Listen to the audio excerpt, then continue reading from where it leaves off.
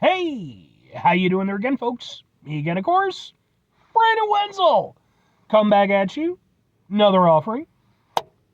Off my sampler platter.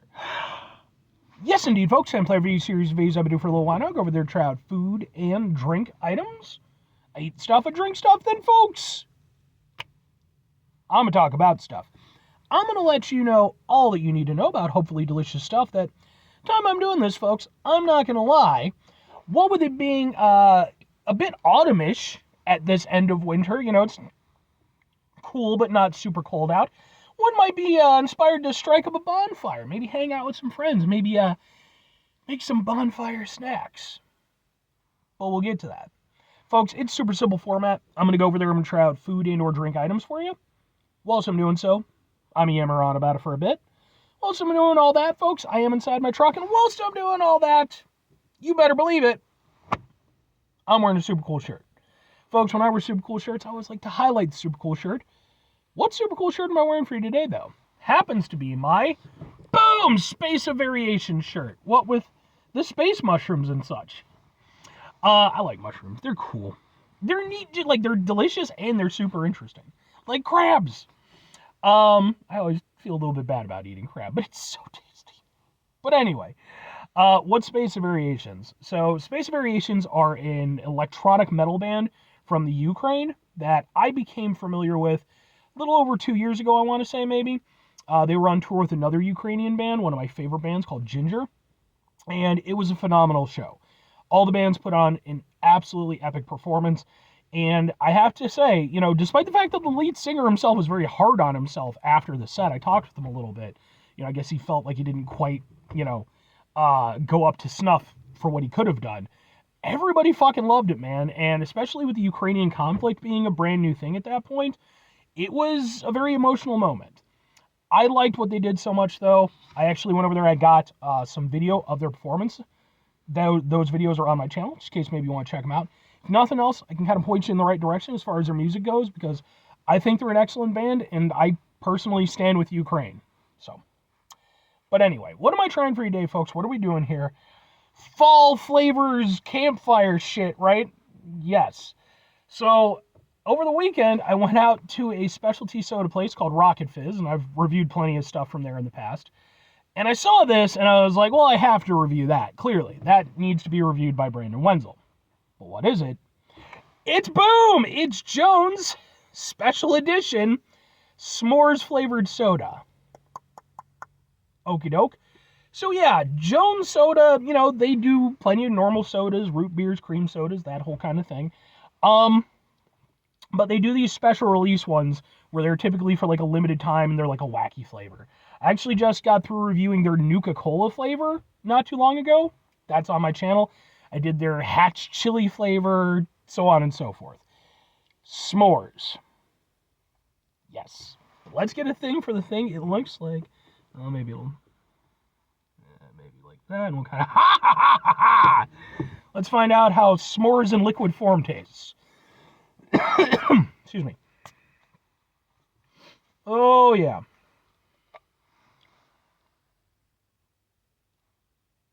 That smells like a s'mores.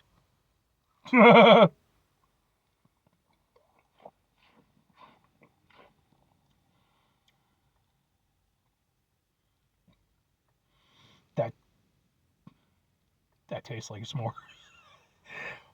I'm not kidding. Like, some wacky flavors, from Jones or from other companies, you have to sort of go with them on a little bit. You have to suspend your disbelief, but you probably wouldn't be able to figure it out if you didn't know what it was supposed to be.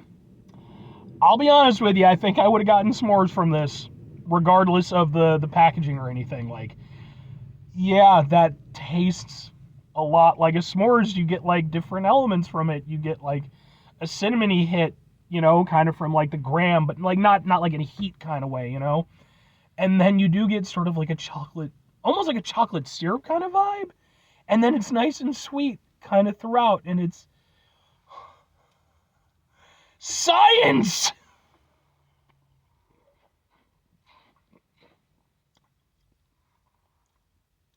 And somehow it's not revolting either. Because again, I mean, sometimes these, sometimes they nail the flavor, but it doesn't work in a soda context. But no, it's actually rather tasty. It's weird, but it is tasty. I will say you can taste the Jones Soda base underneath it.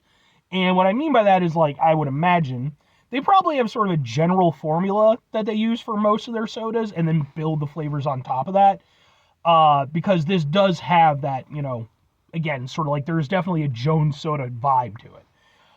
But it's not in any way intrusive or, disruptive to the rest of the flavors.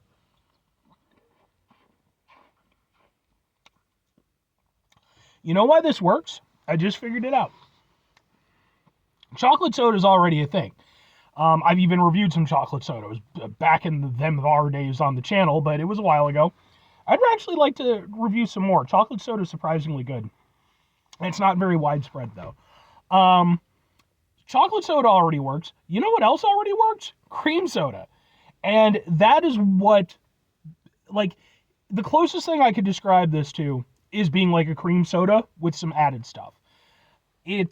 But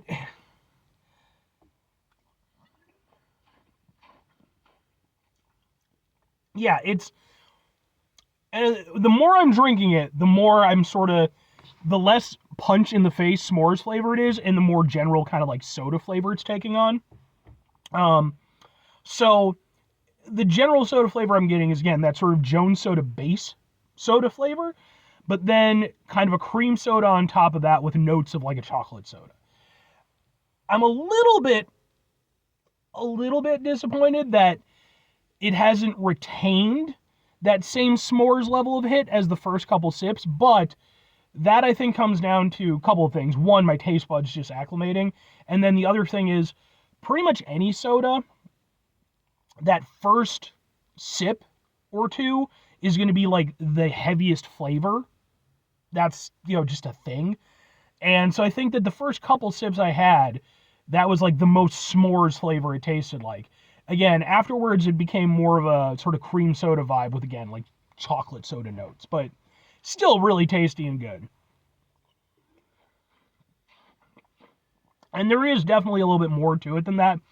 Again, I wonder if they maybe added a little cinnamon or nutmeg to the cream soda-ish aspect to give it that sort of graham crackery kind of vibe. But this is surprisingly good. Like, not only did it actually kind of hit the head that I did not expect it to hit, but then on top of that, it's just a tasty soda. But two questions have to be asked. Would I get it again? Would I recommend it? Yes and yes. I mean, look, would this be an everyday soda for me? No. It's still a little too weird. It's very sweet, like I said. And I mean, for me personally, if I'm going off a cream soda, I tend to prefer darker cream sodas that are a little bit deeper. But I will say, this isn't a soda that's lacking in flavor. Definitely has a lot of it. It's something I enjoy, something I wouldn't mind having one here and there, because it is unique and it is tasty. And again, it hits similar notes for me to a cream soda. So yeah, I could see buying another one every now and again. And I fully understand why this is a limited edition release, but like I hope they bring this one back at some point, because I do like it. And if I'm recommending it, I am going to recommend it. If for nothing else, then for especially those first couple hits where it really, really tastes like a s'mores. Like, that was surprising to me. And I think it'll surprise other people too. This is one of those ones, though, where, like I said, I can appreciate the fact that, while it is a little bit gimmicky, I think the follow-through is there on it. I think it's well executed. And I think that ultimately, if you already enjoy like cream sodas and stuff like that, this is still a soda you could probably get behind beyond the gimmick. But 5 things before I get out of here. Have yourself a great rest of your day, spectacular rest of your week, monumental rest of your month, stupendous rest of your year. Folks, go over there, have yourselves a truly s'mores-tastic rest of your life. Because, I mean, s'mores are great. The only thing is, they're best, obviously, when you do it the proper way with the campfire and the whole thing. So, but final 2 things. Number 1, try to bring some positivity into the world. It's not always possible. It is, however, always appreciated. But what you do if you can't do it all the time. I know I can't do it all the time. Here's what you're going to do, folks. You're going to try not to be an asshole. Now, folks, not always the easiest thing in the world to not be an asshole. Trust me. I know it. I live it. I'm out there every day with you in it. Life can be stressful and frustrating and just bullshit sometimes, folks. And when we find ourselves in situations where we have to deal with said bullshit, it's important we go over there whenever possible. Take a step back, try to mitigate the level of assholishness in our lives, hopefully do better for ourselves and for those around us. Very final thing, folks, do the thing. Whatever the thing is for you, that's what I want you to go out and do. Folks, what's your opinion on s'mores? I mean, yeah, I think they're almost universally loved, but I know there are people out there who don't like them. I mean, man, they're just so damn good. I still remember, being a kid and having them, and just always made your day, if you're out on a camping trip or whatever. That was usually the best part. But anyway,